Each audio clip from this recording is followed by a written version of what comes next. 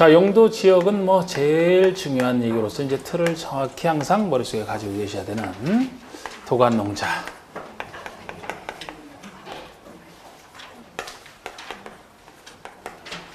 도관농자. 그 다음에 도시지역이라면 주상공록. 관리지역이 보생계. 여기에 준하는 거, 여기에 준하는 거, 여기에 준하는 거, 그죠?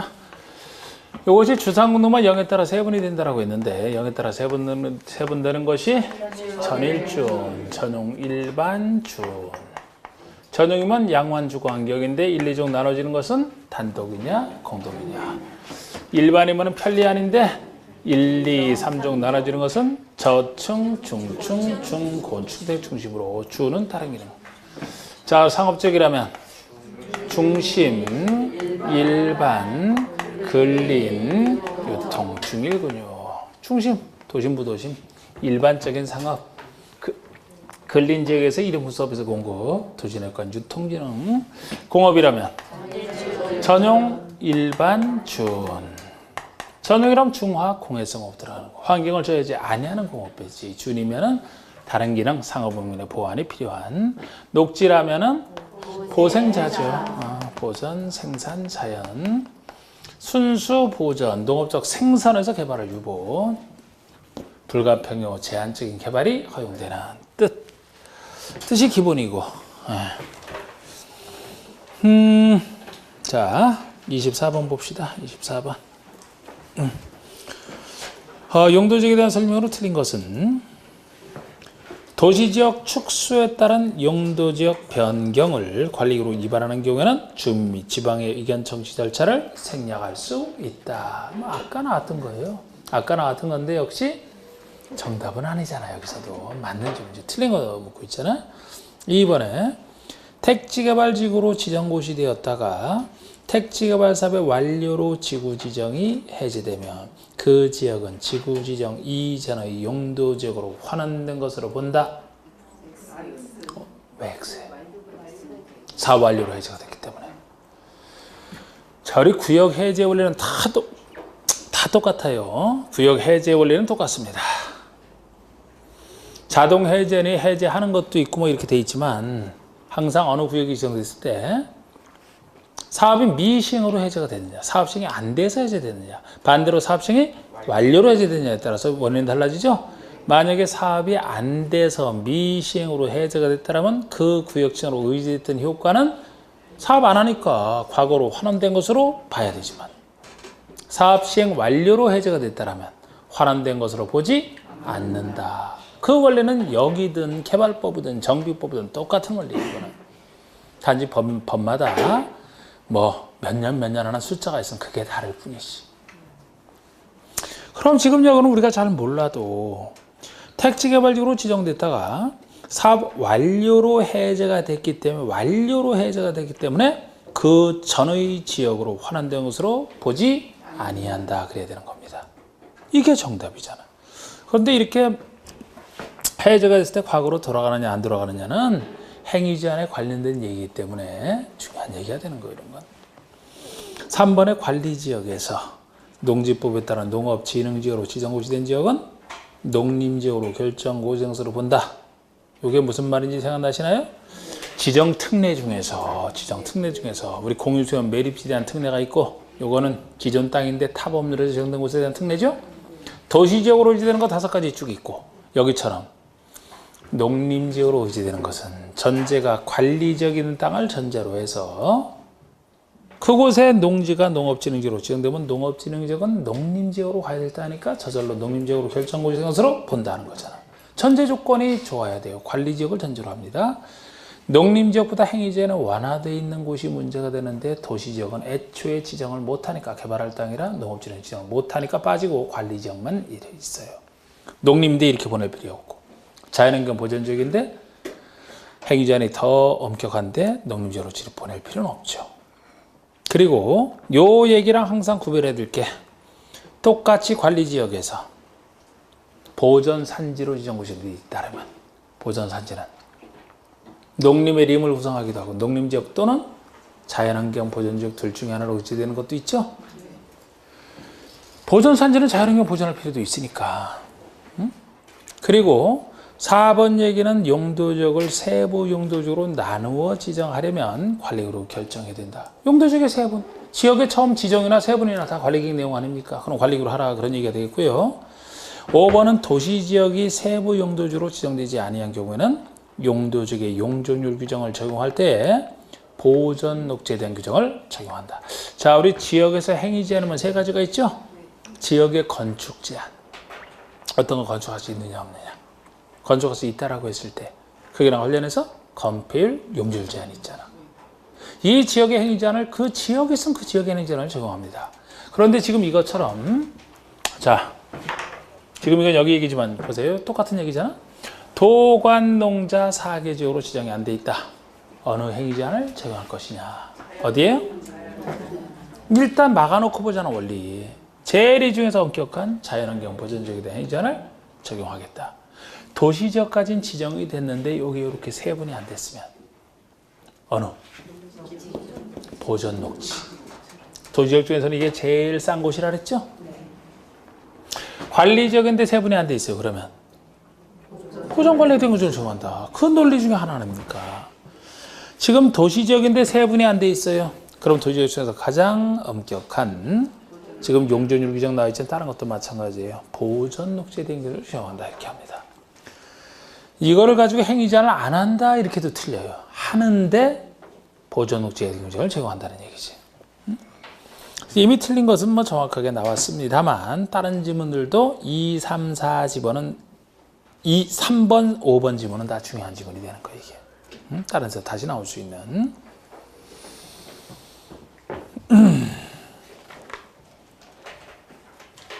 자, 25번도 한번 봅시다. 국회법상 도시지역으로 결정 고시된 것으로 볼 수 있는 경우는 도시지역으로 의지되는 거 찾으라는 겁니다. 1번 산업지역 개발하는 법률에 따라 농공단지로 지정고시된 지역. 이건 아니죠. 농공단지는 아니고 산업단지 중에서 농공단지를 뺀 나머지 산업단지만 도시로 갈 수밖에 없다 그랬잖아. 국가, 일반, 도시, 첨단 산업단지. 농공단지는 농촌 지역의 공장 몇 개 불과한 거. 굳이 도시로 갈 필요 없다. 아니고. 2번은 어항구역으로서 농림지역에 연접한 공유수면으로 지정고시된 지역. 여기는요. 왜 도시로 한 겁니까? 농림지역에 연접하고 있으니까. 항만구역이 됐든 어항구역이 됐든 항만구역, 어항구역인 공유수면이 어디에 연접하고 있을 때 주요로 간다? 도시지역에 연접하고 있을 때만 같은 성질이기 때문에 주요로 가는 것이지 도시지역이 아닌 다른 지역에 접하고 있다면 관리계획 세워서 지정하는 수밖에 없다 그랬잖아. 제가 저절로 의지되는 게 아니잖아.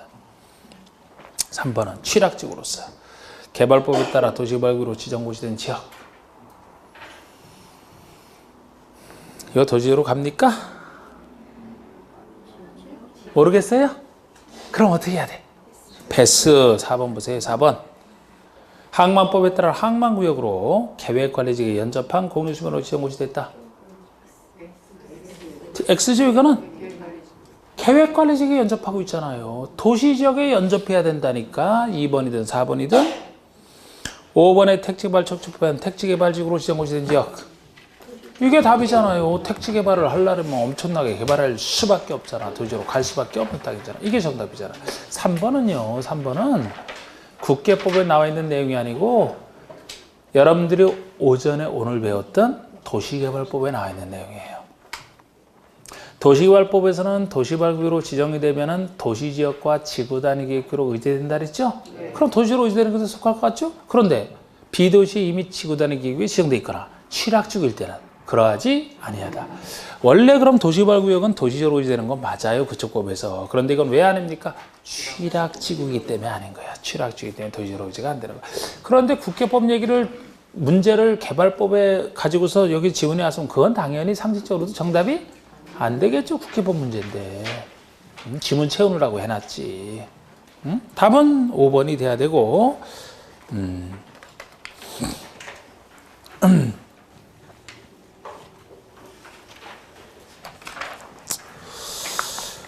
자, 26번. 용도지역에 대한 설명으로 옳은 것은, 용도 지역에 대한 것은 뭐 신경 써야 돼요, 항상. 옳은 것은 저층주택 중심의 편리한 주거 환경을 조성하기 위해서 필요한 주거 이종 전용이다. 여러분 일단 편리한에 나오면 뭐가 돼야 돼요? 일반. 그런데 저층이래. 그러면 일종 일반이 돼야지. 일종 일반이 돼야지. 이종 전용주가 다 틀렸죠. 이종 전용이 되려면 어떻게 해야 돼요? 공동주택 중심의 양호한 주거 환경 그래야지. 2번 환경을 제어하지 아니하는 공업 배치로서 필요한 직이 준공업입니까?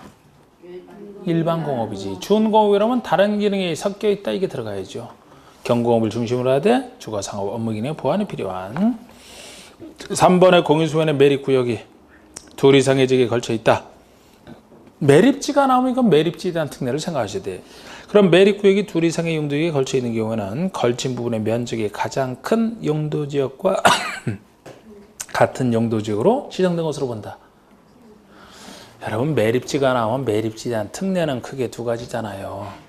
공유수면의 매립 목적이랑 이웃하는 용도지역의 내용을 비교를 해서 매립 목적과 이웃 용도지역의 내용이 같은지 다른지에 따라 특례 여부가 결정되죠. 만약에 같다라면 이때는 관리계획 세울 필요 없이 그 땅은 이웃하고는 용도지역으로 지정된 것으로 본다. 그 사실을 고시는 해야 된다. 새로 생겨난 땅이나 고시는 하라. 만약에 둘의 내용이 다르다. 아니면 여기처럼 둘 이상의 지역에 걸쳐 있거나 이웃하고 있다면 전체가 같을 수가 없다. 다른 경우에 들어간다 그랬죠? 다른 경우는 특례 인정한다니까.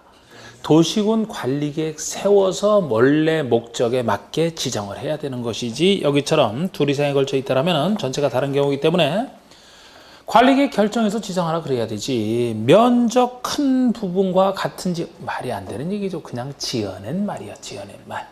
틀리게 내려고 지어낸 말이란 말이야. 그렇기 때문에 이렇게 이상하게 지어내면 이게 이상할 수밖에 없고 이상한 건 글쎄 정답이 안 된다니까 이게. 4번의 도시지역에 대해서 도시지역까지 지정이 됐어요. 세부 용도지로 지정이 안 돼 있다. 그럼 건폐율에 대해서는 자연녹지에 대한 규정을 적용합니까? 보전녹지지. 아까 나왔던 것도 반복이잖아. 자꾸 요새 문제는 최근 문제일수록 종합적인 문제를 물어요. 한 부분을 묻는 것보다. 5번에 하나의 대지가 녹지와 그 밖의 지역에 걸쳐 있으면서 녹지 지역의 건축물이 고도축에 걸쳐 있다. 그럼 건축물이 대지 전부에 대해서 고도축에 대한 규정을 적용한다. 이거는요. 맞아요. 응? 확실해? 자, 이거는 둘 이상의 지역에 걸쳐 있을 때 얘기잖아. 걸쳐 있을 때. 하나의 땅이 둘 이상의 하나의 대지가 걸쳐 있다. 하나의 대지가 걸쳐 있다는 국회법에서는 어느 부분이 330 이하인 부분이 있다라고 했을 때 어느 부분이 330제곱미터 이하인 부분이 있다 그러면은 전체에 대한 행위자를 둘로 나누잖아요. 건폐율, 용적률이냐 지금 이걸 물어본 건 아니고 건폐율, 용적률이냐 기타 건축 제한 물어봐서 건폐율, 용적률이라면 전체에 대해서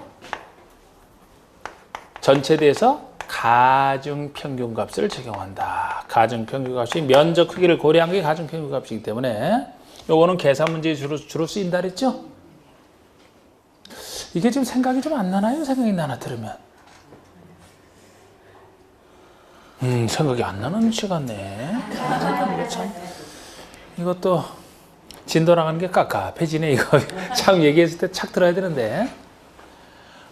가중평균값이 각 면적의 크기를 고려한 것이기 때문에 계산 문제 쓸 때 우리 건폐율 하면은 대지 면적과 건폐율 곱해주면 건축 면적 나오고 대지에다가 용적률 크기 곱해주면 연면적 나올 때 쓰이는 거라 그랬잖아요. 계산 문제 그렇게 나올 때는 결국 가중평균값을 쓴다는 얘기는 전체 면적을 고려했기 때문에 각각 적용된다고 보시면 되고 이런 330 이하 부분이 있어도 녹지가 있으면 각각이라 했고 없으면 원래 각각이에요. 그래서 이 계산 문제에서는 건폐율이 이 말을 쓴다는 얘기는 계산 문제가 나오게 되면 건축면적 구하려면 어느 부분에도 똑같아요. 어느 경우는 상관없이 이쪽에 건축면적 구하고 이쪽에 건축면적 구해서 더해주면 다 끝이야. 똑같다는 얘기예요. 그런데 기타 건축 제한이라면 전체에 대해서 넓은 지역의 행위자를 적용한다고 했으니까 무엇을 지을 수 있는지 없는지가 건축 제한 얘기잖아요. 만약에 이게 넓은 땅이라면 그림이 좀 이상한데 이게 넓은 땅이라면 A 지역에 허용되는 것이 전체 다 지을 수 있다 이렇게 나가는 거지. 지금은 대지 얘기예요. 그런데 지금 물은 것은 건축물이 걸쳐 있어요. 건축물이. 역시 건축물이 둘 이상의 지역지구 구역에 걸쳐 있다. 각각 적용되는 게 원칙이에요. 그런데 어디에만 예외가 인정되느냐? 어느 한 부분이 이쪽만 고도지구고 아니면 이쪽만 방화지구에 걸쳐 있을 때 이때 예외를 인정한다 그랬잖아. 여기만 방화지구라고 해서 여기만 화재를 예방에 한 조치를 취하게 되고 여기를 안 하게 되면은 이쪽에서 불 붙어서 옮겨 붙으면 소용없다. 그래서 왜 불 붙인 얘기를 고도지구를 먼저 얘기할까요?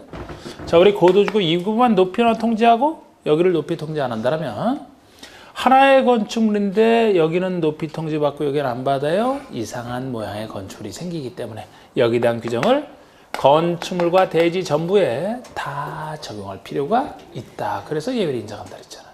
방화지구라면 이쪽에서 옮겨붙으면 소용없기 때문에 역시 방화지구에 대한 건축물을 제공하는데 방화지구에 대한 건축물은 건축물 전부에만 적용하지 땅에 대해서는 적용하지 않는다. 땅은 불에 안 타니까. 둘의 차이점이라고 했습니다. 이때도 방화지구가 그렇지 않은 곳의 경계에 방화벽이 설치되어 있으면 옮겨붙지 않기 때문에 방화벽 바깥에는 적용하지 않는다. 녹지 지역의 건축물이라도 건축물이 걸쳐 있다면 이걸 똑같이 쓰기 때문에 지금 이 규정은 녹지 지역의 건축물이라 하더라도 고도지역에 걸쳐 있다면 건축물이 대지 전부에 대해서 고도지역 규정을 적용한다가 맞는 얘기가 되는 거예요, 이게.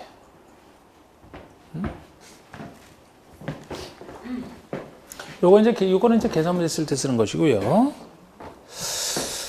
자, 우리 27번 얘기는 국교법상 아파트를 건축할 수 있는 용도 지역을 찾으러 갑니다. 하여튼 지역에 대한 문제가 많은데 이게 작년 문제인데 우리 지역마다 건축 제한, 이 지역마다 하나하나가 지역마다 다 뭐를 지을 수 있다가 다 정해져 있어요. 0에 나와 있어요. 0에 기본적으로. 그런데 이거를 문제로 하면 아주 어려운 거라고 해요. 근데 이 중에서 아파트가 지금까지는 총 3번, 작년까지 해서 총 3번 나왔기 때문에 상대로 제일 많이 나왔고, 다른 부분들은 거의 한 번씩 등장했는데, 한 번씩 등장해서 나오더라도 요거는 느낌대로 찾아가야지 세밀하게 볼 수는 없어요. 그 건물의 종류, 작은 것일수록 좀 더 다양해서 들어가고, 그죠? 큰 것일수록 이제 생각해서 생각을 해야 되는데, 아파트는 그나마 제일 많이 나왔던 것이라 아파트가 작년에 나온 것은 원래 이 파트에서 건축 제한 얘기가 나오면 틀려도 상관없다고 항상 얘기를 해요. 그런데 아파트는 몇 개 대비해서 하는 것 중에 하나인데 이건 아주 다행히. 작년에는 건폐율 쉬운 것이 어렵게 나와서 문제지 이건 쉬웠어요. 자, 우리 아파트 한번 해봅시다. 아파트 해봅시다. 자, 우리 아파트라면 주택 중에서는 단독과 공동인데 공동이 더 크고 공동에서 제일 큰 게 아파트예요. 5계층 이상. 주택을 쓰는 거 5계층 이상 건축부사 나오잖아. 그럼 아파트는 주택 중에서 제일 큰 거기 때문에 예를 들어 제가 주상공 개발 녹지 비도시 보존이라 그러면은 이 보존을 땅에 아파트 들어갈 수 있겠어요? 없겠어요? 보존을 땅에 글쎄요 5계층 이상의 아파트 큰 게 들어간다. 보존할 땅 다 망가진다니까. 그 목적대로 안 되는 거예요. 녹지 비도시는 아예 다 안 돼. 아예 다 안 돼. 보존할 땅에는 아예 되는데 주상공 중에서만 해당이 돼요. 그런데 여기서 성지상 안 되는 데가 있어요. 주거지역 중에서는 웬만해도 돼야 되는데 성지상 안 되는 곳이 2군데가 있어요. 어디가 안 됩니까?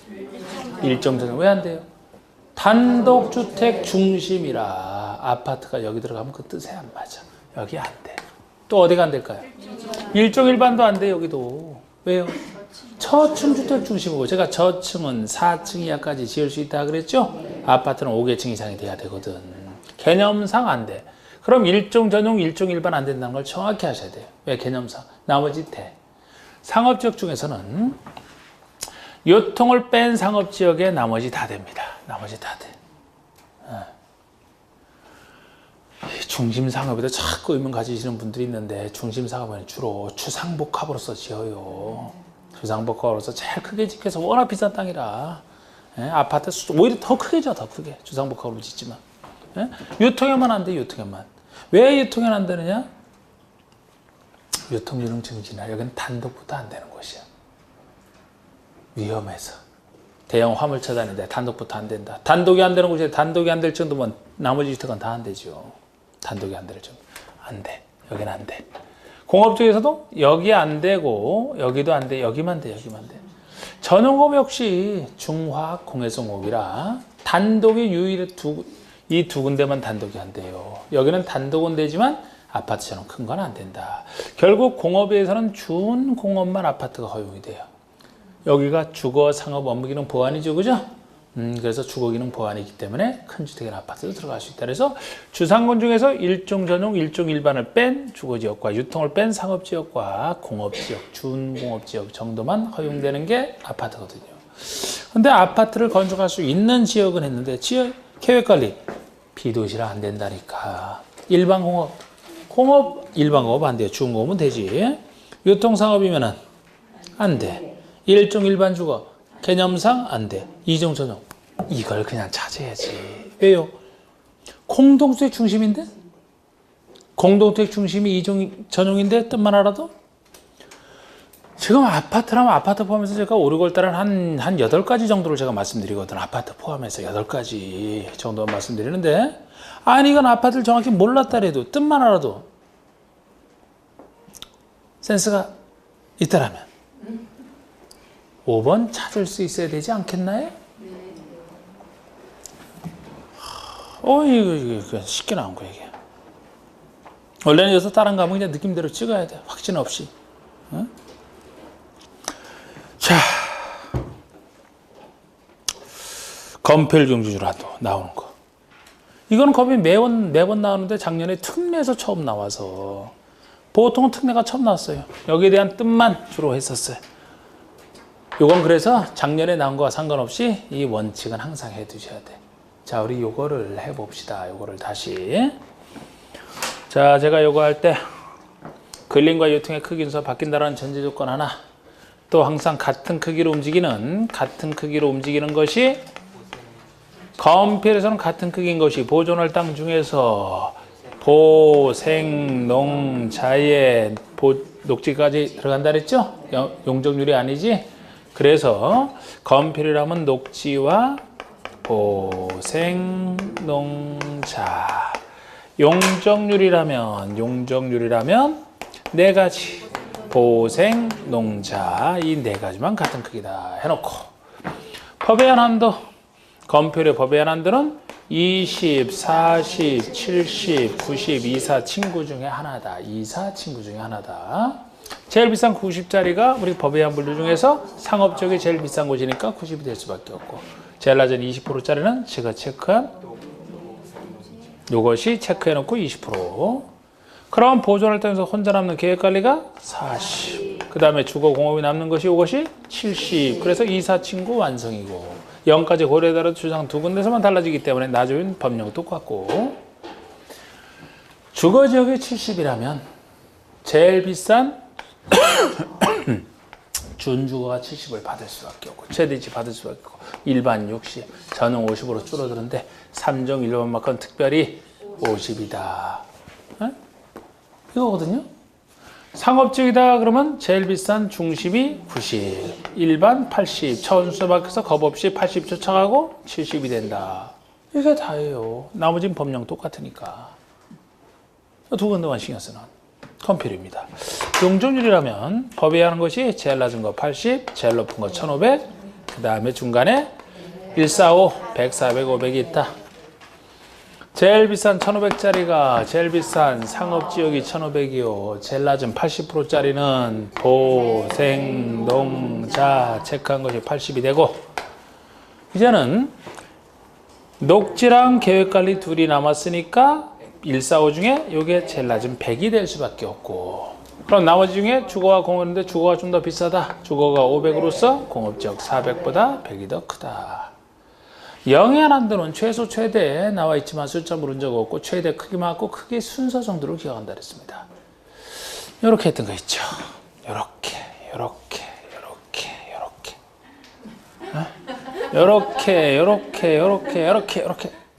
자, 순서를 써보면 1500까지 보이는 중심 제일 큰 거, 1300까지 보이는 일반, 1100까지 보이는 유통, 900까지 보이는 근린, 그 다음에 500을 받는 준주거, 큰 다음에 같은 준시 내려와야 돼요. 400까지 보이는 준공업이 그 다음 크기고, 350, 300, 3자 똑같이 250, 200, 150, 100.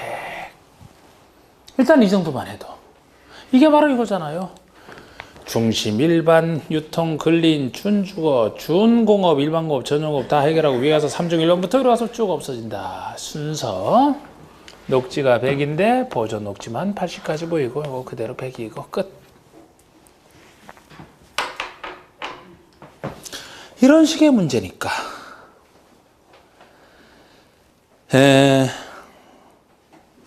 28번에 국회법상 건폐율 최대 한도가 큰 용도지역부터 나열한 것은. 자, 큰 거부터 지금 나열해요. 그럼 써봐야 큰 걸 알죠. 자, 이건 건폐율이니까 2종 전용 주거지역이면 주거지역이죠. 주거지역은 다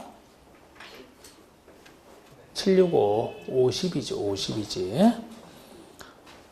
1종 일반 주거는 60이죠. 일반이 60인데 3종만 50이잖아. 1, 2종이니까 60. 그러면 준공업이면 공업이니까 다 70이죠? 계획관리면 40. 그럼 됐네. 준공업부터 시작을 해서 디귿, 니은, 기역, 리얼. 29번도 똑같이 푸는 거예요. 똑같이 적어놓고 나서 순서. 예?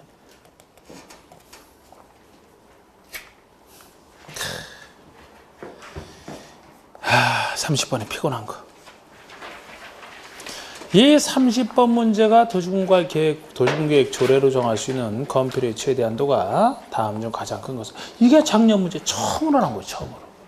우리가 이 숫자 하기도 힘든데 말이에요. 여기에 대한 특례라고 해서 따로 나와 있는 거예요. 근데 이게 처음 나왔어요. 아파트라 해서 그걸 쉽게 내는 바람에 이걸 어렵게 낸 것 같은데 이거 처음 나온 것이거든요. 이거는 따르고 예외가 적용되는 건데 약간 지금 여기서 수정할 건 있습니다. 여러분.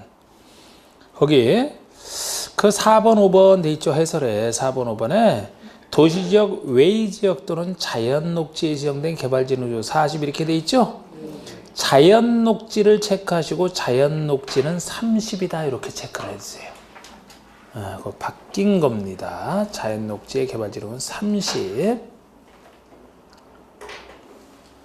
그러니까 개발진흥지구에서는 자연녹지에 있는 개발진흥지가 30이고 비도시지역에 있는 개발진흥지가 40이라는 거예요.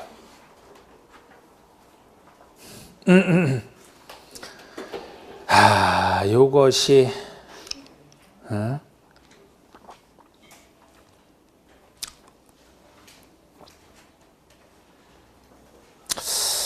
자, 이것을 굳이 한다 그러면 지금 건폐율은 지금 저거와 달리 특별 규정인데 글쎄 이게 또 나올 수 있을 확률은 거의 10이나 줄까? 30회 때? 모르죠. 이번에 사람들도 신나게 틀렸으니까 이거 한 번 더 틀려보라 할까봐 나올 가능성은 거의 없는데 굳이 한다는 건폐율은 저게 건폐율 원칙이고 따로 정하는 특례인데 이 80% 이하에서 따로 정할 수 있는 특례가 있어요. 80% 이하에서 따로 정할 수 있는. 용도주는 200%에서 따로 정할 수 있는 특례인데 그걸 낸 건 아니고 건폐율이. 그런데 이 80% 이하에서 다시 정하기를 4, 6, 7, 8. 근데 지금 여기도 또 다시 예외가 30짜리가 하나 더 붙어서 그렇지 지금. 어떻게 할만할 것 같아요?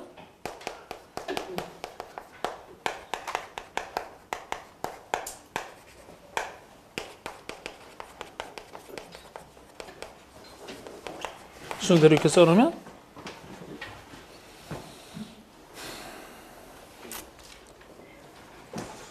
수산자원 보호구역, 개발진흥지구, 비도시지역된 개발진흥지구, 자연공원, 취락지구의 취, 농공단지의 농, 기타 산업단지의 4, 6, 7, 8 해놓고. 근데 여기 개발진흥지구에서 요것이 이게 보통 비도시의 개발진흥지구인데 자연녹지에 있는 개발진흥지구라면 걔 중에 여기 하나 또 새로 또 막 이렇게 들어가서 피곤하단 말이에요 이게. 그전에는 그냥 4, 6, 7, 8 요거로만 있었는데 추가된 거지. 그러니까 80%에서 따로 정하는 것을 80%에서 정하기를 다시 한도를 40, 60, 70, 80, 4, 6, 7, 8로 해놓는 것도 그런데 이거를 굳이 이렇게 따지면 이렇게 되는데 그래서 요 예외까지 있으니까 이거 할 때는 이렇게 했어요. 굳이 하신다면 불쌍한 숫개라고. 암캐 말고 그 숫개인데 숫개인데 왜 불쌍하냐. 숫개가 자취한대 혼자. 어디서? 농촌에서. 불쌍하죠. 숫개 자취. 숫개가 불쌍한 습계잖아. 습계 자치농인데 농공단지라면 그 다음에 큰 건 당연히 나머지 산업단지는 산업단지 더 커야 되고 그래서 이렇게 순서 잡은 거예요 그냥. 근데 여기서 개발지능 중에서도 자연녹지 있는 개발지능이 다시 40이 아니고 30으로 제일 떨어지는 게 또 있으니까 지금 여기서는 아유 참나 이런 거 하기 하여튼 작년에 이거 틀려도 상관없다 그랬는데 가장 큰 것은 상식적으로 이 중에서 1번 자연녹지 지역에 있는 자연공원 이게 자치농의 작거든요. 이게 40%짜리란 말이야. 농공단지가 70이에요. 수산자원부여기 이게 40이란 말이야. 아니 아까 자연공원이 60이죠, 그죠? 60이 되고 이게 수개의 수 이게 40이 되고 도시적 외에 지정된 개발지는 요게 40이고 5번에 자연녹지 지정된 개발지는 요것이 30이란 말이에요. 상식적으로 가장 큰 것을 만약에 여러분들이 찍어서 찾는다면 2번 아님 4, 5번인데 이 개발진흥지구가 비도시에 있는 개발진흥지구랑 자연녹지 다 보존할 땅에 있는 개발진흥지구라 그래도 농공단지를 찾을지 모르겠는데 농공단지는 그래도 다른 산업단지만큼은 안 돼도 주로 공장이 들어가는 것이라 에이 답은 정답이 2번인데 틀려도 상관없어요. 하려면 저런 식으로 하시고 근데 뭐 외울 게 한둘이에요 이게. 31번 같은 거 보세요. 31번. 아니 같은 문제니까 31번 너무 쉬워 이거는. 중일근육에서 아는 거니까 너무 쉬워. 32번 보세요. 지금 너무 쉬운 것도 있고 너무 어려운 것도 있잖아. 쉬운 거 푸면 돼. 자 32번 보세요. 근데 이 정도 이 정도밖에 안 돼. 우리 30번처럼 작년에 나온 게 특이한 거지. 국가법상 용적률 최대 한도가 낮은 지역부터 높은 지역까지 순서대로 나열한 것은 이거 숫자 몰라도 되는데 여러분 우리는 보통 제가 이렇게 했던 게 높은 순서로 돼 있는 거죠, 그죠? 네. 그러면은 이 높은 순서대로 번호를 한번 높은 순서대로 먹여보고 지금 낮은 거에서도 찾으라고 했으니까 그 역순으로 찾으면 돼. 안 그렇습니까? 높은 지역부터 낮은 지역부터 찾아라. 아이 아니잖아. 낮은 지역부터 높은 지역부터 어디를 보고 있어요? 32번 보고 있는데. 31번은 너무 쉬워서 안 푼다니까. 그건 볼 것도 없이 너무 쉽잖아. 중1 요건 하면 끝이니까. 32번. 왜 자꾸. 자, 32번이 31번보다는 좀 더 생각해야 되니까. 32번 보시면 낮은 지역부터 높은 지역 순으로 나열한 것이잖아요. 우리가 숫자를 다 적을 수는 없으니까 숫자 알아도 되지만 숫자 몰라도 된다 그랬잖아. 제가 순서만 하면 된다 그랬잖아요. 높은 거에서부터 순서로 1, 2, 3, 4번을 매겨놓고 높은 거는 우리가 알 수 있잖아. 이렇게 중심, 일반, 유통, 근린하면서 그죠? 생각하면 그렇게 순서를 해놓고 역순으로 하면 된다고. 낮은 것부터 물었으니까. 자, 우리 나와 있는 것 중에 한번 봅시다. 먼저 생각해봐요. 중심 있나요? 중심 일반? 중심 일반? 없어. 그럼 일반 상업이 있나요? 없어. 그러면 유통에 나와야 되죠. 유통 있나요? 근린은? 근린도 없어. 그 다음엔 준주거잖아. 준주거 있나요? 그럼 기억번이 1번이지. 기억번이 1번이죠? 준주거 다음엔 그 다음에 큰 건 준공업으로 떨어진다 그랬죠? 준공업이 니은번이네? 있네? 이게 2번이 돼. 그럼 준공업 다음에는 일반공업, 전용공업. 일반이 다 디귿번이네? 디귿번이야. 그 다음에 3중 1번부터 올라와서 줄어들죠? 그럼 뭐예요? 1, 2, 3, 4번 됐으니까 역순이라면 4, 3, 2, 1 이렇게 돼야지. 리을 디귿, 니은 기억. 답은 5번이 되지. 숫자 몰라도 순서 묻는 거잖아, 그냥. 우리가 아는 순서대로서 높은 것도 생각해보고 걸리는 대로 보는 거예요. 그죠?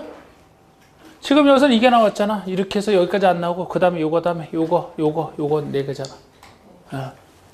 착착착 이렇게 끄는 거잖아.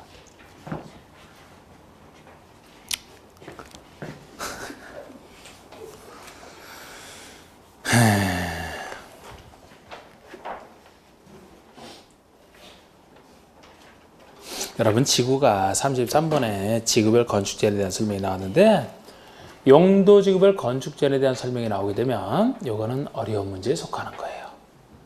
용도 지구에 대한 분류에 대한 문제 나오는 게 일반적이고 지구의 건축 제한은 역시 지역의 건축 제한처럼 지구별로 어떤 것이 되냐 안 되냐 그 문제이기 때문에 상대적으로 어려운 문제가 되는데 제가 지구 할 때는 그것만 했죠. 용도 지구라면 행위 제한하면 무엇으로 정하는 거 건축 제한이니까 무엇으로 정하는 건축을 된다 안 된다 따질 때 보통 지구는 작기 때문에 원칙은 도심계획 조례다. 원칙은 조례다.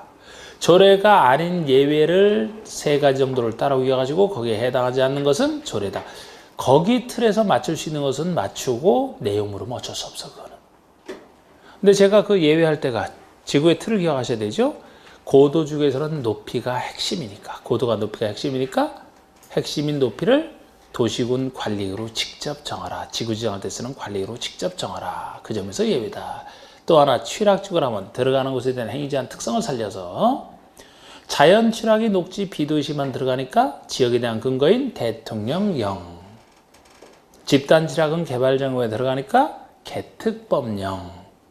개발진흥지구는 개발을 하기 위해서 지구 단위나 개발지구를 수립하는지 아닌지에 따라 달라지잖아.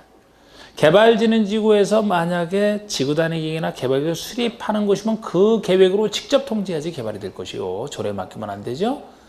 만약에 그게 필요 없어 할 수 있다 그러면 지구 단위나 개발지구를 수립하지 않는다 그러면 그 지역의 건축 제한을 그대로 따라하면 되기 때문에 역시 조례에 맡길 필요 없다. 그건 조례로 통제할 필요가 없어요. 그 3가지 외에는 나머지는 도시계획 조례입니다. 여기서 걸리면 어쩔 수 없고 어려운 부분 나면 어쩔 수 없어요. 이건 틀려도 돼. 자, 33번은 보시면 지구별 건축 제한에 대한 설명 옳은 것을 모두 고른 것은 옳은 거.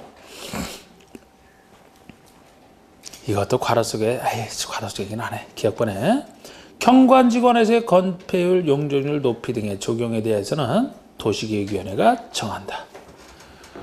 여러분 경관지구에서의 어떤 건축물의 건축 제한 등이면 여기에 대한 행위 제한은 경관지구는 아까 예외에 속하는 고도 취락지구, 개발진흥지구가 아니죠? 네. 그럼 뭐로 정해야 되겠어요? 도시군계획 조례. 예외하는 건 지구는 다 조례를 했잖아. 네. 제가 지역이면 0이냐 기타 법이냐. 지구라면 조례냐 아니냐. 그럼 아니니까 이건 조례가 돼야 돼요. 도시군계획 조례로 정한다 그래야지. 웬 도시계획위원회가 나섭니까?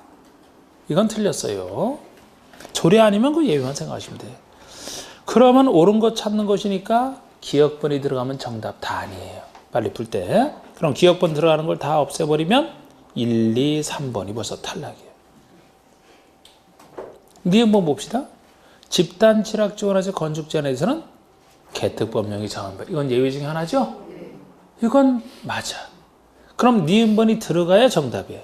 답은 4번이네 그러면? 따라 안 풀어도?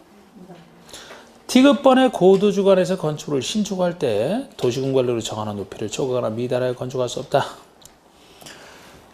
고도지구안에서는 무엇으로 정하는 높이냐? 관리기로 정하는 높이입니다. 초과하거나 미달, 지금은 이거 미달하여를 빼줘요. 수정해서 봅시다.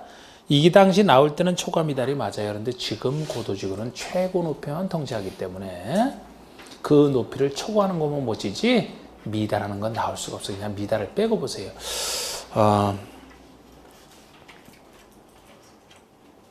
제가 요거를 내면서는 제가 내는 게 아니고 이걸 냈던 것은 이라면 이 기출 자료이기 때문에 작년에 기출 자료에다가 올해 신설된 것 중에 넣을 거 맞고 이 정도만 제가 손을 봤거든요. 그래갖고 요거는 미처 그 내용 수정하는 걸 못했네. 제가 새로 넣는 것만 제가 했지. 예상 문제 나오는 건 다 100%다. 제가 따로 만든 걸로만 합니다. 근데 이거는 기출 지문이라 새로 신설된 것만 손봐서 이거 미달을 빼야 돼. 미달 빼고 보세요. 수정해서 봐야 돼.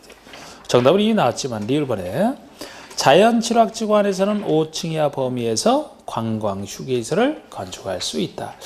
자연 취락지구가 0에서 행위 제한한다 그랬고 0에서 나와 있어야 우리가 볼 수가 있는데 유일하게 자연 취락지구가 지구 중에서는 4층 이하 제한하는 거예요. 4층 이하 제한하는 거.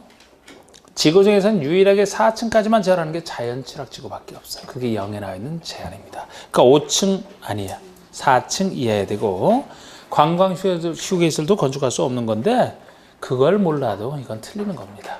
그렇다고 해서 관광시설이 되냐 안 되냐 그런 것까지는 우리가 볼 수가 없거든. 가끔 나오는 걸 어떻게 봐요. 자, 34번 한번 보시면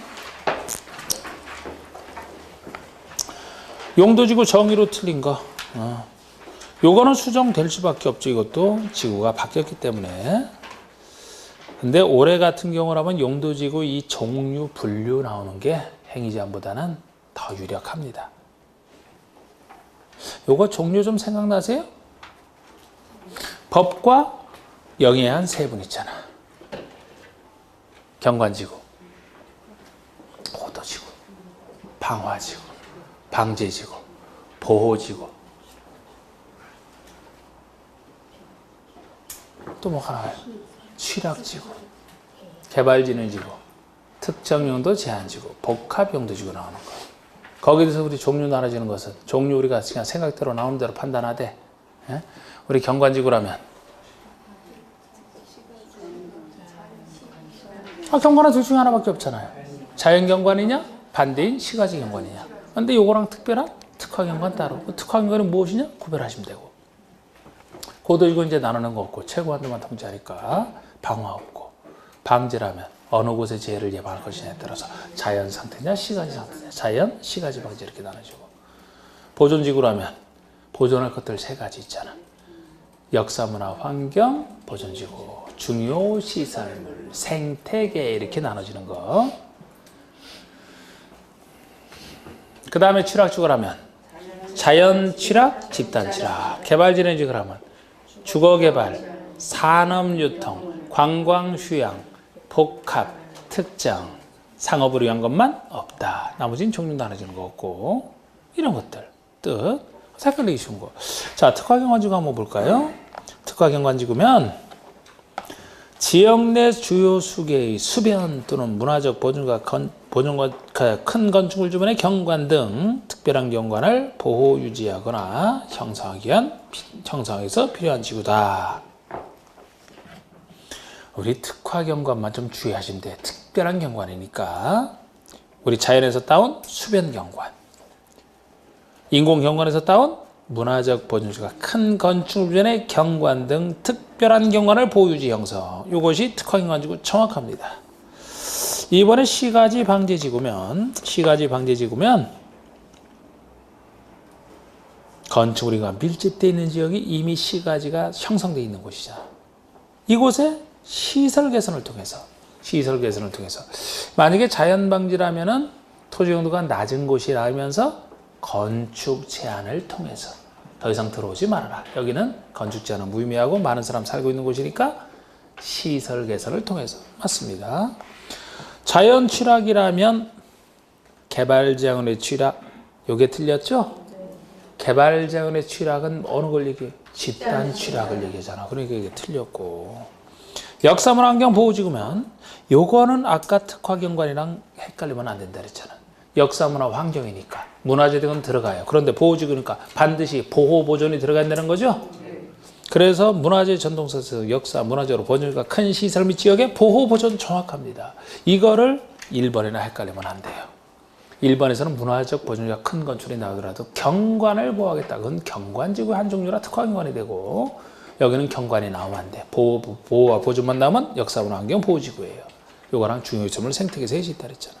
복합개발이면 주거공업, 유통물류, 관광휴양지는 둘 이상 기능 복합 정확합니다. 자, 이것도 작년 문제도 어렵긴 했어. 지구에서는 이런 거 제가 뭐 찍어도 된다 이렇게 얘기하는 건데, 자, 우리 이거 한번 봅시다. 29회니까 29회. 응?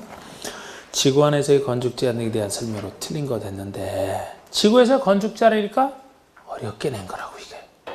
자, 1번 지구 단위 계획 또는 관계법률이랑 개발 계획을 수립하지 아니하는 개발진흥지구에서는 개발진흥지의 지정 목적 범위에서 해당 용도 지역에서 허용되는 건축물을 건축할 수 있다.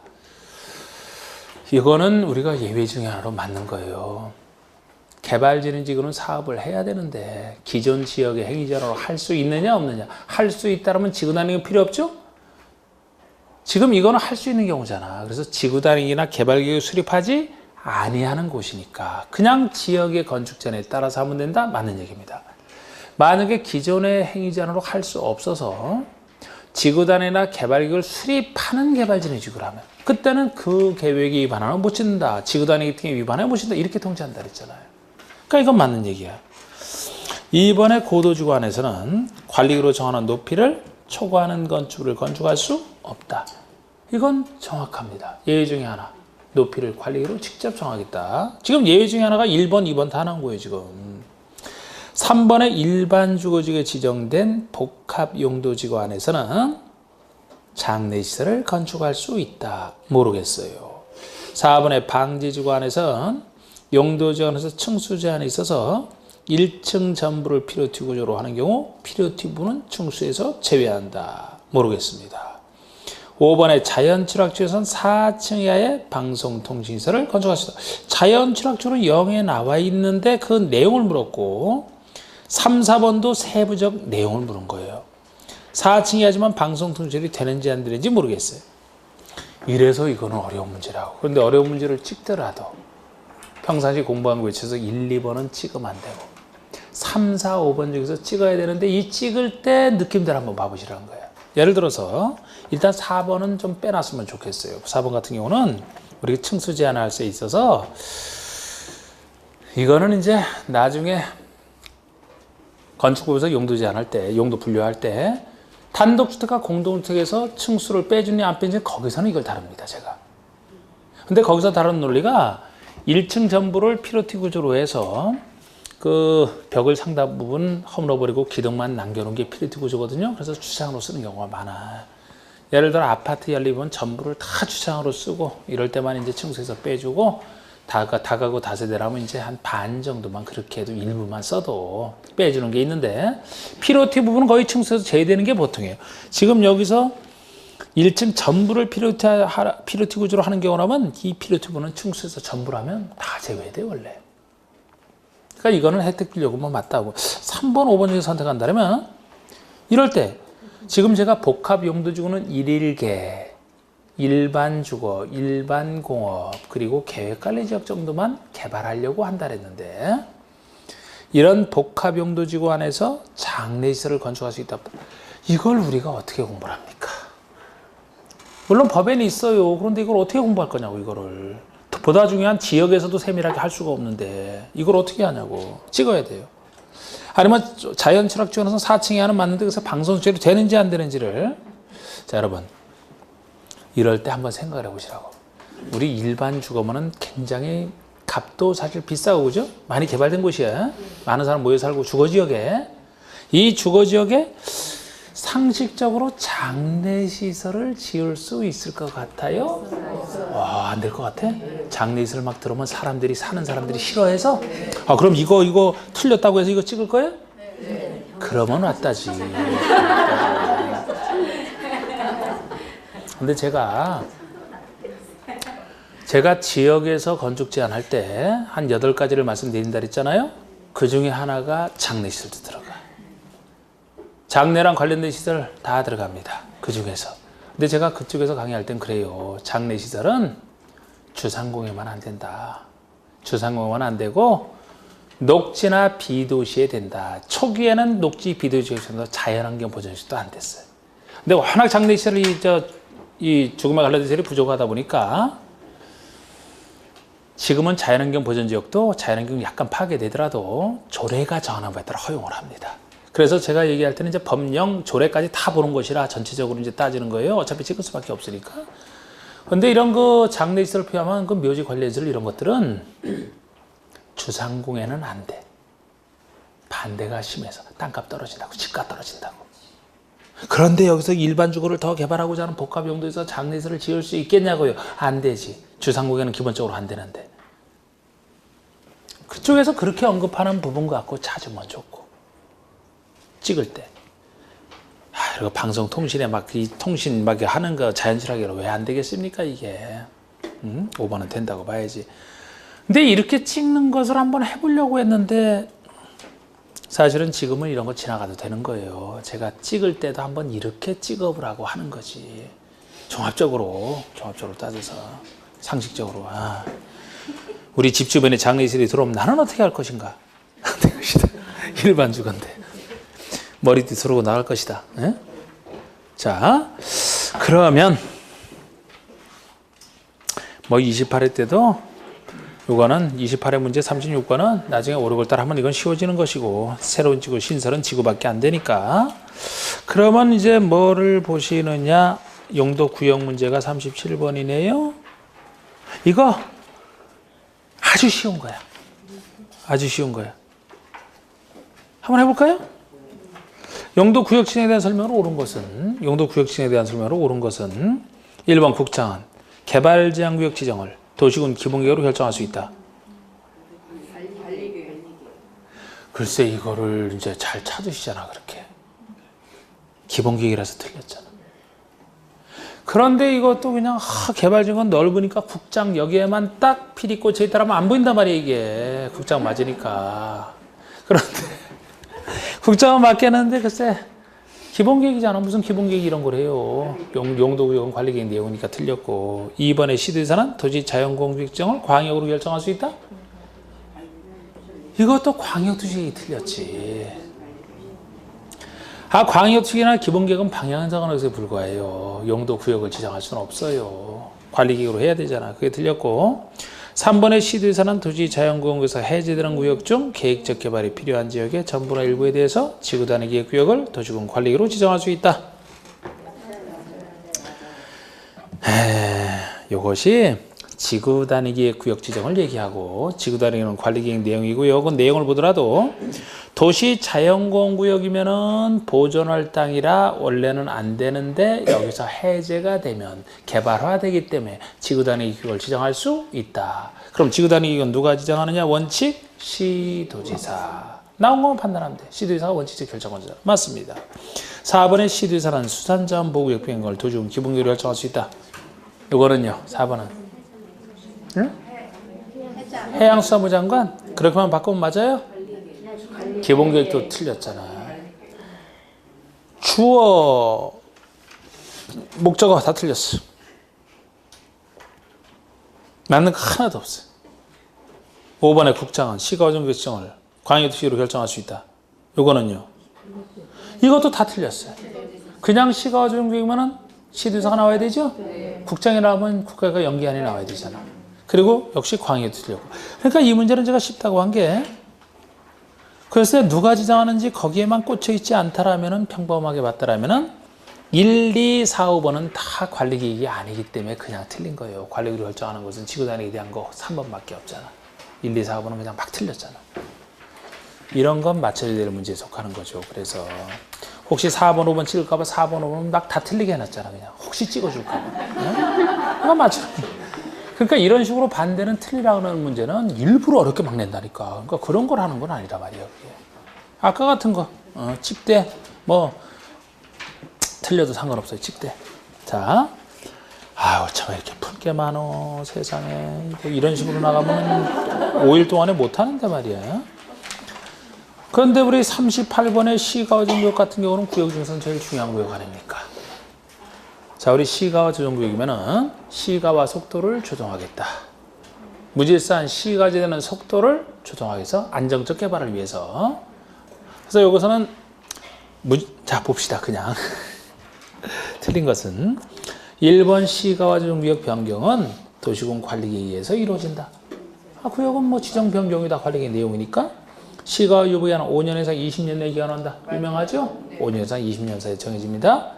시가와 유보기한은 관리계획에서 정해진다. 워낙 핵심 기간이라 이 기간도 관리계획으로 직접 정한다 그랬잖아요. 그리고 시가와 조정구역 진행에 대한 관리계획 결정은 시가와 유보기한이 끝난 날의 다음 날부터 효력을 잃는다. 시가와 조정구역은 시가와 유보기한 동안에만 살아있고 유보기한이 끝나면 그 다음 날 자동 실효라고 했죠? 5번의 국방과 관련해서 보안상 도시개발을 제한할 필요가 있을 경우에 도시군 관리계획에서 시가와 조정구역을 지정할 수 있다. 이것도 쉽게 낸 거죠 사실. 보안상 이유로 개발을 제한한다는 무슨 말이 꼭 들어가야 돼요. 개발 제한 구역이 들어가지 개발을 제한하겠다는데 개발 제한 구역이 들어가지. 항상 제가 말을 풀어서 보시라고 했잖아. 시가와 조정구역 지정 목적은 시가와 조정이기 때문에 왜 속도를 조정하나? 너무 빨라서. 무질서한 시가화를 방지하고 안정적 단계적 개발을 도모하려고. 시가화 조정하는 그 뜻이 들어가야 돼요. 개발을 제한하면 개발 제한 구역이죠. 보안 상이면 그 이유 중에 하나고. 개발 제한 구역입니다, 이거는. 그래서 틀린 거 쉽죠. 자, 이제 계산 문제가 나왔는데 39, 40, 41번이 계산 문제입니다. 우리 묻는 것이 무엇이냐? 39번은 그냥 최대 연면적을 묻고 있고, 40번에서는 일종 일반의 용적률을 묻고 있고, 41번은 최대 연면적을 묻고 있더라면 제일 어려운 것은 40번이에요. 40번 봅시다. 우리 39번이나 41번은 여러분 그냥 최대 용적률을 묻고 있죠? 그럼 그 지역에서 나눠진 지역에 330 이하에 있다 따질 필요도 없어. 녹지 지역이 있다 없다 따질 필요 없다니까. 아까 제가 이 계산하는 문제는 둘 이상의 지역에 걸쳐 있는 경우에요. 무조건 각각의 건폐율 구해서 더해주면 전체 건폐율이 나온다고. 용적률이면 연면적 구해서 연면적 구하면 되고. 그러니까 이건 단순한데 조금 더 하나 틀은 게 40번인데 똑같이 계산하는 거예요. 이건 그래서 요거 쓰는 건데 어디서나. 자, 우리 이거 나올 때 말이죠. 항상 시간 얼마 안 걸리니까 나오더라도 그림을 그려보는 게 좋아. 그래야 이 쉬운 산수 문제를 계산 잘못해서 틀리는 걸 없앨 수가 있어요.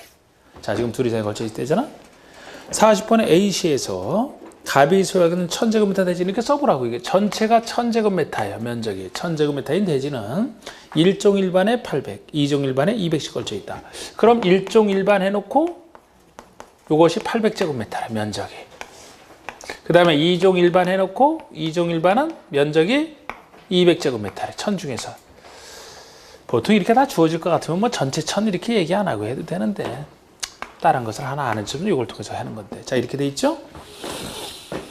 갑이 대지에 건축하는 최대 연면적이 1000. 여기서 전체 대지에서 확보할 수 있는 최대 연면적이 1000제곱미터라면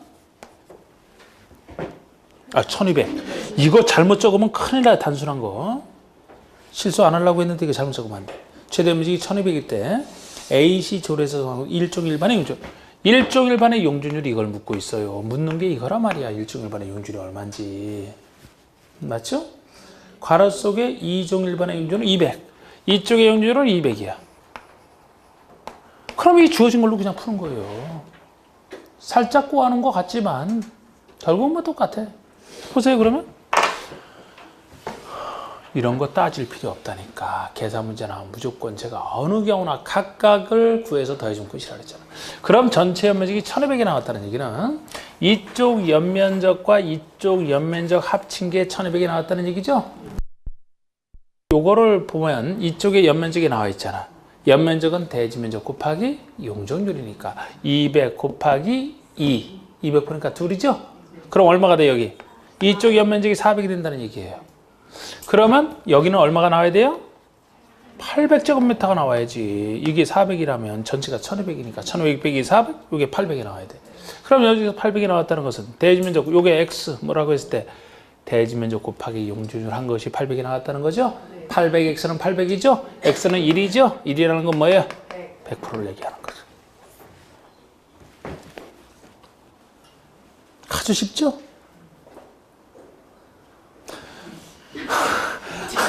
아니 왜 아주 쉽죠? 했는데 대답이 아무도 없어. 공법의 계산 문제 나오면 산수야, 산수. 곱셈, 뺄셈, 덧셈만 잘하면 돼. 네. 학계로는 수학이야. 얼마나 쉬워. 그러니까 이거 쓸 때 얘기했잖아. 이거 여기서 쓰는 게 이거라니까요. 옛날에 이게 단순 평균할 때가 아니고 가중 평균이기 때문에 이렇게 이제 나오는 거야. 그래서 건폐율률을 계산하는 이런 문제 나오면은 국계법에서 이렇게 나왔다면 무조건 어느 경우도 따질 필요도 없다니까. 무조건 각각 건축 면적? 하나 더 풀어드릴게. 41번. 자, 보세요. 41번. 대지로 정된 1000제곱미터 토지가 자, 전체가 1000제곱미터 토지인데 그냥 써보는 거예요. 이렇게. 그 중에 700은 2종 일반. 그럼 여기가 2종 일반이라고 치고 그 중에 700이 여기 있대요. 700제곱미터. 그리고 나머지는 1종 일반 주고 나머지는 1종 일반이래. 그런데 이게 면적은 몰라. 모르고. 걸쳐 있을 때 이 토지의 건축가성 건축의 최대 면적. 그냥 단순한 문제죠. 최대 연면적을 구하라는 거예요. 최대 연면적을. 근데 가로 속에 보니까 용적률 최대는 각각 150, 100%라고. 그러면은 2종 일반의 용적률이 150%. 1종 일반의 용적률은 100%. 이렇게 되는 거죠? 그림상 그려보니까 각각 순서로, 그죠? 그럼 연면적을 구하려면 다이슨 묻고 따지고 할 필요 없이 이쪽에 연면적 구하고 이쪽에 연면적 구해서 더해주면 끝이잖아. 그런데 이쪽에 대지 면적으로 알아야지 이걸 풀 수 있는 게 여기는 700 곱하기 1.5. 700 곱하기 1.5니까 얼마가 돼요? 1050이죠? 1050이 나오죠? 그럼 여기 연면적을 구하면은 더해주면 끝인데 여기는 대지가 이걸 통해서 알 수 있네? 전체 천 중에서 이게 700이라는 얘기는 여기 대지는 얼마라는 거예요? 300. 이렇게 구하고 그럼 이거를 곱해주니까 300이 나오죠? 300 곱하기 1. 그럼 여기 연면적 1050, 여기 연면적 300. 더하니까 1350. 훨씬 쉽잖아 이거보다. 뭐 비슷한 얘기지만.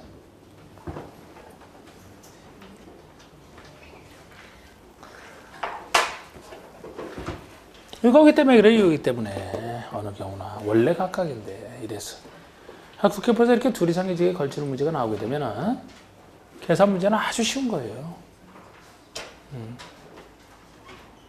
어느 걸 지을 수 있느냐 없느냐 따질 때가 이제 330 이하냐 아니냐에 따라서 이제 넓은 지역을 적용해야 되니까 그렇게 따지는 거지.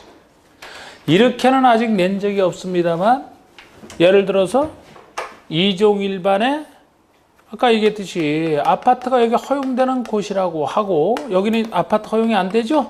1종 일반은 아파트 허용 안 되는 곳이죠? 이렇게 주어진 상태에서 아파트를 얼마만큼 지을 수 있느냐? 아파트를 지을 수 있느냐 없느냐는 쉬운데 아파트를 어느 면적만큼 지을 수 있느냐? 어느 연면적만큼 지을 수 있느냐? 그러면 이중으로 물어보는 거잖아. 그러면 연면적 크기는 아까처럼 계산하면 되고 어쨌든 연면적은 연면적대로 하니까 그러면 아파트 지을 수 있는지 없는지는 건축 제한 얘기니까 330 이하인 부분이 있으면 넓은 지역의 행자를 전체에 없으면 각각이잖아. 330 이하인 부분이 있네요. 만약에 이게 없다 600, 400이면 아파트는 여기만 짓는 거야. 그럼 여기에 대한 연면적만큼만 짓겠지. 그런데 여기 있으니까 넓은 지역의 행위자를 전체 적용한다 그랬죠? 그럼 전체에 대해서 1450이고 전체 아파트를 여기만 아니고 전체 다 지을 수 있게 되지. 이런 식으로 따지는 거지. 아직 그렇게는 안 내봤지만 그건 좀 더 향상된 이런 계산 문제는 단순한 것이고.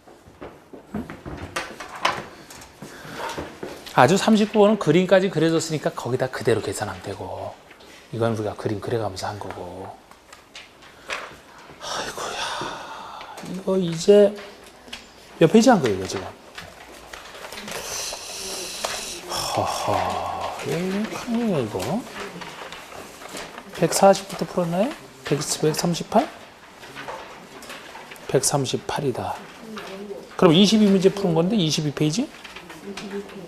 그럼 22페이지는 앞으로 4회 22 빨리 나가야 90, 250. 어림도 없네.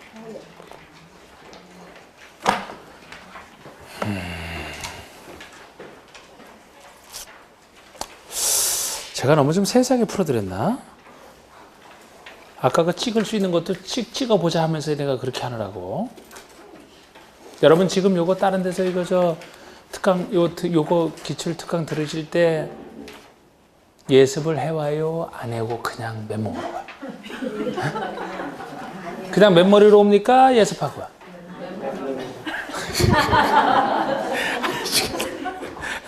그렇게 자랑스럽게 되면 예습을 하면 훨씬 이게 풀기 좋은데.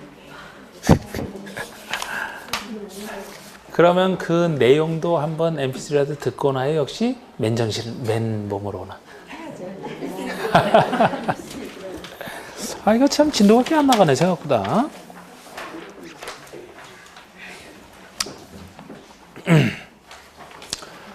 하여튼, 아직 끝난 거 아니에요? 지금 이렇게 나가더니 좀 속도가 좀 너무 느린 것 같아서 지금 중간 점검을 해본 거야. 아직 시간 있잖아요. 자, 우리 도중객 시설 사업. 이걸 어떻게 해야 되나? 도중기 시설 사업. 사실 여기서는 기출문제를 다 너무 세세하게 지금 풀 건 아닌데. 자, 일단 우리가 도시시설 사업 파트에서 1번 그 공동구에 대한 설명이 나오죠? 자, 우리 도중계획 시설 중에서도 공동구와 광역시설은 별도로 규정을 해놓은 이유가, 공동구라면 일반 기반시설과 달리 공동구 점용 예정자 쓸 사람이 정해져 있기 때문에 별도로 두고 있는 건데, 그래서 우리 공동구를 시행자가 설치하게 되면 이제 공동구를 설치한 다음에 점용 예정자에게 통지하면 점용 예정자가 공사를 한다 그랬죠? 그러면서 원래는 설치 비용을 시행자가 혼자 내야 될 것을 쓸 사람이 정해져 있기 때문에 시행자와 예정자가 설치 비용은 같이 내고 나머지는 쓰는 사람이 낸다 그랬죠? 그런 걸 바탕으로 해서. 그리고 공동구에서는 기본적으로 공동구가 설치되면 웬만한 기반시설은 다 집어넣어야 되는 건데, 두 가지는 위험해서 수용할 수 있는 시설, 공동협의회 심의를 거쳐 수용할 수 있는 시설이 있다. 위험한 거, 가스관, 하수도관, 그 정도.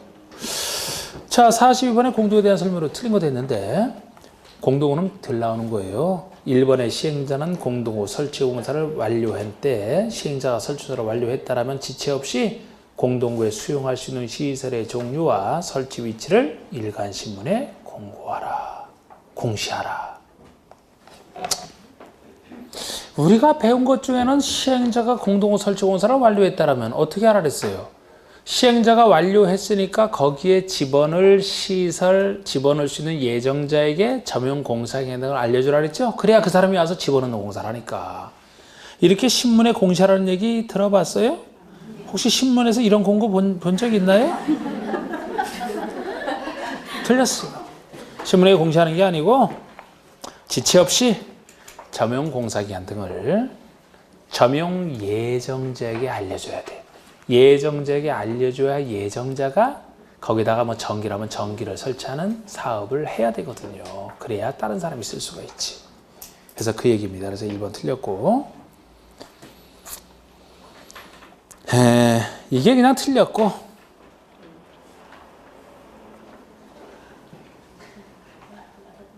다른 거 다 안 봐요. 이거 25회 때 나온 건데, 다른 지문들 아주 그 특이한 지문들을 가지고 낸 거야. 그냥 1번만 바꿔서 낸 거예요. 44번은 오히려 43번 문제가 한 몇 번 나왔던 거죠.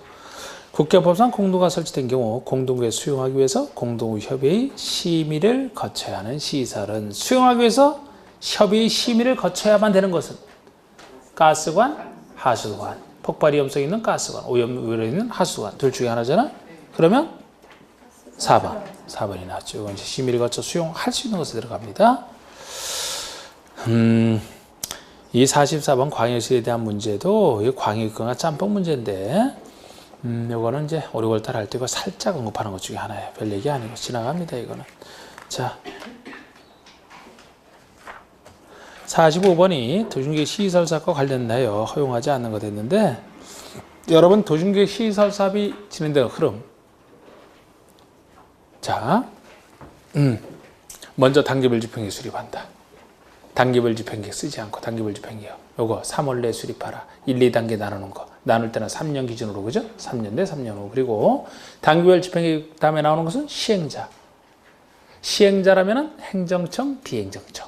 행정처는 원칙이 특권기장호수, 예외 도지사, 국장. 비행정청은 행정처부터 지정받아야 되는데, 이때도 순수 민간인 사인이 지정받기 위해서는 엄청난 요건. 면적 3분 이상을 소유하고 총수 2분의 1 동의를 받아야 된다. 이때도 이 시행자 처분에 대해서 행정심판을 제기하려면 행정청이 아닌 시행자 처분에서는 그 시행자에게 제기를 못해요. 행정청이 아니라 행정심판은 행정청에 제기해야 돼서 누구에게?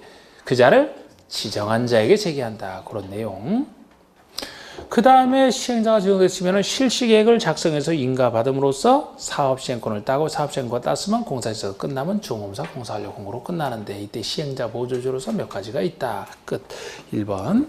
그게 그러니까 도중계획 시설사업에 문제가 나오면 도중계획 시설사업의 그 기본 흐름이 머릿속에 떠오른 상태에서 해야 돼요. 허용되지 않는 거 1번. 지방공사 및 지방공단을 시행자로 지정하는 것 가능합니까? 허용되나요? 행정청이 아닌 자에 다 속할 거 아닙니까? 행정청 아닌 자잖아. 행정청 아닌 자는 행정처에서 지정받으니까. 그래서 이거 지정되는 거 가능합니다. 이때도 민간이면 지정 요건이 있죠. 2번의 기반서 설치를 조건으로 실시계획을 인가할 때. 자, 조건부 인가. 조건 붙일 수 있을 것 같아요? 없을 것 같아요?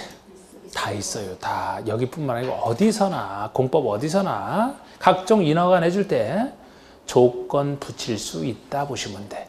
그 대신 조건 붙이기 전에 주민 의견은 안 들어요. 조건 붙이기 전에 신청한 자 의견은 듣게 돼 있어요. 신청한 사람은 조건 생각 안 하고 있어서 갑자기 조건 붙이면 깜짝 놀라니까 조건 붙이기 전에 이거 조건 붙일 건데 어떻게 생각하느냐? 신청한 자 의견은 듣게 돼 있지만 조건은 다 붙일 수 있어요. 그래서 이거 조건부인가? 당연히 가능합니다. 3번의 도중계획 시설사를 분할 시행하면서 분할된 지역별로 실시계획을 작성한다? 분할 시행할 수 있거든요. 한꺼번에 꼭 공사 안 하고 둘이서 하고 나눠서 할 수 있어. 만약에 분할을 해서 하게 되면 분할된 지역별로 실시계획을 각각 작성하는 거 괜찮을까요? 네? 당연히 상식적으로 분할하죠. 나눠서 사업을 한다면 분할된 지역별로 실시계획을 달리 작성해야지. 그래야 편하게 사업을 할 수 있지. 분할할 수 있다는 배운단 말이에요. 분할 시행권은 있다. 시행자 보조 중에서. 그러면 나누는 거 가능합니다. 4번에 행정청이 아닌 시행자 처분에 대해서 행정청이 아닌 시행자 처분에 대해서 그 시행자를 피청구인으로 하는 행정심판을 제기하는 거. 청구받는 사람이 피청구인이에요. 그러면 지금 행정청이 아닌 시행자 처분에 대해서는 그 시행자를 피청구인에서 제기하는 게 가능한가요? 누구에게 하라 그랬어요? 그 자를 지정한 자. 그 자를 지정한 자가 행정청이 되잖아. 여기는 행정청이 아닌 시행자라. 그냥 시행자에게 아니고 그 자를 지정한 자를 피청구인으로 해서 그 지정한 자에게 제기하라 그렇게 되는 거예요.